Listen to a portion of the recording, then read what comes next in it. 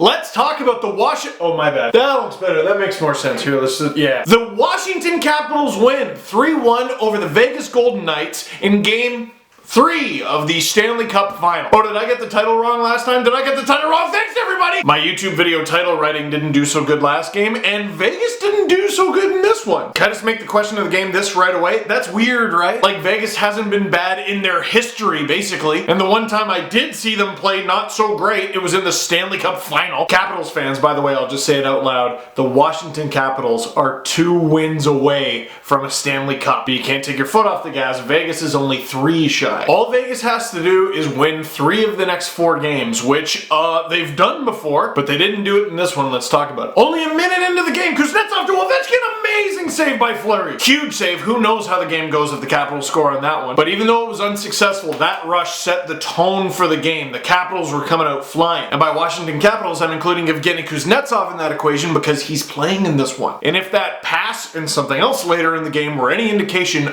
his wrist is okay. 5 minutes into the game, the Caps have another chance. Because, you know, Fleury's been good in these playoffs. Great! You gotta throw him off his game, you gotta put a bee in his bonnet, you gotta get in his grill, you gotta get in his face, drive to that, drive it! Okay, no. The Capitals scored, but it was after Smith-Pelly rocked Fleury. Not only is that not a goal, but Smith-Pelly gets 2 minutes for interference. Now, it's been a huge complaint this season, goalie interference. No one seems to know what it is, but this was one of the first times where you look at almost all the responses, 95% of them, they're like, yeah, alright. Like I said many times throughout the Leafs season, like, okay, what is goalie interference? Well, was a goalie interfered with? In this case, yeah. A few inches here or there, if Smith-Pelly beans him right in the head, that's a disaster. James Reimer flashback. The Golden Knights go to the power play, but Braden Holtby and the Washington Capitals do their job. Holtby with a few saves and blocking a few shots. Gruesome. As a little aside, it's controversial, but I've heard people say the best team doesn't necessarily win the Stanley Cup. Like, for example, you want to have a true best on best. The Stanley Cup Final is like a one-off game. It's just one game instead of a 7-game series, and you get 2 weeks off to rest beforehand, like the Super Bowl. Then you get to see both teams at their best, at their most fresh. And you get a quote-unquote true gauge of who is the best. But that's not what the playoffs are. You might be the best team going into the playoffs, but you need to get through the playoffs. And over the course of doing that, the playoffs go through you. And while the Capitals did win this game, Vegas put abuse on them. It's been a chippy series, and we'll get to that, but some of the shot blocks, Vegas blocked 9 shots in this game. The Capitals blocked 26. The Capitals just won, and they just had their best game, but I don't know if they can keep that up. No goals in the first period, barely any shots in the first period, and we head to intermission with a scoreless game. Actually, 0-0 is the score, so it's not scoreless, it's goalless. Thank you for that. A minute into the second, a play that turns the tide of the game. Kuznetsov in the high slot, throws it in front, John Carlson tips it, stopped by Fleury. Carlson trips over Fleury. Fleury doesn't know where it is, he throws his hand, accidentally flings the puck into the corner. Carlson retrieves it from the corner, shoots it in front. It somehow works its way in front, oh my god, it's in the blue plate, it's in the crease, now it's in the slot. Kuznetsov shoots, oh he stopped. Carlson's back in there somehow, backhand rebound. Ovechkin!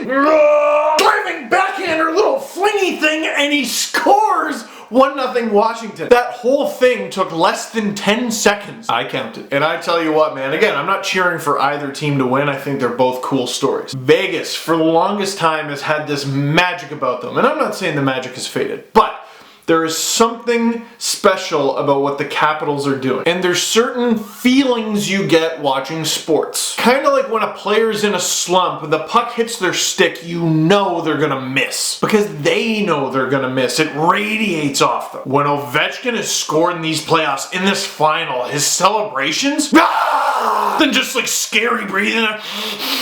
There is a frightening, beastly, undeniable thing about Ovechkin in these Stanley Cup Finals. Vegas has been phenomenal and they're here for a reason, but this Russian machine doesn't seem like it's gonna break. It's doing the breaking. Speaking of breaking, James Neal and Brooks Orpik did not hit the brakes. They both went for the same puck and woo! And Brooks Orpik, not for the first time in this series either, got the worst of it. We were talking about Orpik's elbow coming up and hitting James Neal in the jaw. Neal went back first into Orpik. Orpik went down, tried to get up, and Orpik left the game, did not come back, and it sounds like he's questionable for game 4. Considering there's a max of 4 games left, you gotta wonder if he's done. Now, was the hit dirty? I mean, you're both allowed to fight for ice when going for a puck. I didn't see an elbow. It didn't look like direct head contact, but James Neal was going upwards for sure. And whether there was head contact or not, it's not necessarily head contact that gives you a concussion. Orpik trying to get up and then going, no thanks, that looked bad. Maybe it was something else, that's bad too. And then after the whistle, Neal is given a shot and there's a scuffle afterward. And actually, if you look at the replay, right before the hit, there was a huge Dave Perron two-hand slash to the thigh of Orpik. And right before the hit, Neal's like, nah, because of a missed chance or something. These two teams might actually tear each other apart for the cup. About 7 minutes to go in the second. Shea Theodore gonna dump it. Oh, hey, his stick breaks on him. So with the puck at TJ Oshie's feet, Theodore attacks. Wrong move because Jay Beagle and Evgeny Kuznetsov go that away. If you look a little bit behind the play, David Perron and Dmitry Orlov are in a foot place. Orlov gets body position and kind of boxes Perron out. It's a 2-on-1. Colin Miller's the only guy back. I know it's Kuznetsov with Beagle, but I'm thinking Kuznetsov must be thinking pass. There's no way he can shoot. That wrist has got to be busted. Fleury gives him this much sunlight on the blocker side. Pink! Off the bar and in. Yeah, no pain at all, I guess. Evgeny Kuznetsov makes it 2-0. I saw a lot of people hating on the Kuznetsov bird thing. It's growing on me. But Steve, didn't you hate it last year when he did it to the Leafs? Oh yeah. But Kuznetsov did a couple weird things when it was against the Leafs. Turning around, yeah, screaming in this one game where the Caps were winning, which is fine, by all means do that, but you're gonna look stupid if the other team comes back and ties it and wins it, which the Leafs did. But now just the bird thing alone, it's like his signature thing. Like, how is it any different from the Yag salute? Younger and no mullet, really. England with a bit of a rush at the end of the second gets a shot off, but that is just Vegas's 13th shot through 2 periods. Not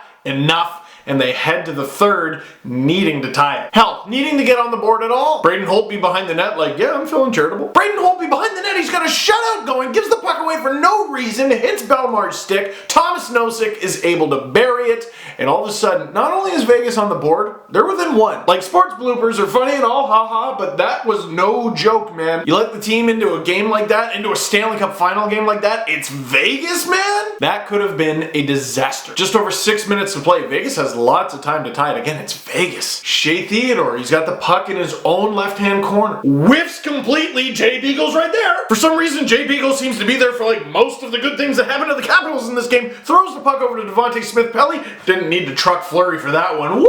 What a goal. And the Caps are up 3-1. Shimmy on them. Ah, the tale of Devontae Smith-Pelly. Leaf fans who are watching, I know there's a bunch of you, gather around. Leafs drafted a player named Jimmy Hayes. You know Jimmy Hayes? At the 2010 NHL entry draft, the Leafs decided to trade Jimmy Hayes for a second-round pick in the 2010 entry draft. This pick was the 43rd pick. Now, the rumor is the Leafs were hoping to get Devontae Smith-Pelly with the 43rd pick. And at the 2010 NHL entry draft, with the 42nd overall pick, the Anaheim Ducks select Devontae Smith-Pelly. But who did the Leafs get? Austin Matthews. Nope, that's a lie. Brad Ross. Now, granted, Smith-Pelly's career has certainly had its ups and downs, but that was an up and also his 5th goal of these Stanley Cup playoffs. Feels bad, man. With the net empty, the Vegas Golden Knights are buzzing. They're passing it around. They're looking efficient. They're looking fast. They're looking chaotic, but the good kind of chaotic that they've been doing all season. But you need to play more than the final 3 minutes of the third to win a game, a playoff game. And the Washington Capitals close it out. They're up in the series 2-1. Now, a few things. Vegas wasn't as horrible as it shows up. They whiffed on a lot of chances that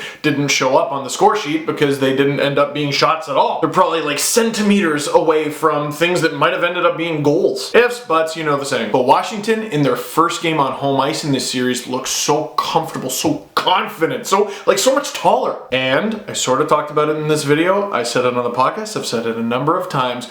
Washington is getting in Vegas's kitchen. Now, I'm not going to praise the especially dirty stuff, like, for example, Kuznetsov cross-checking McNabb in the ear, although it was a little ironic given the Coach's Corner segment. But I'm watching, and Washington is being more mean to the Vegas Golden Knights than any other team has in these playoffs. Now, there's a lot of other things at play. I mean, people have been telling me that, well, the Kings were awfully mean to the Golden Knights, and well, Fleury kind of stopped 95% of the shots he faced, so maybe that helped. Knowing that that might potentially trend downward at some point, you might as well keep up the pressure. And everyone's like, oh, Tom Wilson. It's not just Tom Wilson. It is a team toughness sort of thing. You know, enforcers, whatever. Yeah, you want guys who aren't afraid to go, but that's the thing. None of the Caps look afraid to go right now. But the 26 block shots. Kristen Juice got rocked in this one. Oshie got smushed. Orpik potentially got knocked out of the series. Vegas is being mean right back. So you want to win the Stanley Cup, huh? Prove it. That is it for this one. As I said in the last video that hopefully you watched right before this one, I'm in a rush today, going to Game 2 of the Calder Cup final, Marlies and Texas Stars. That is it for this one. Thank you very much for watching. Click like if you like this video. Click subscribe if you really like to. Tell all your friends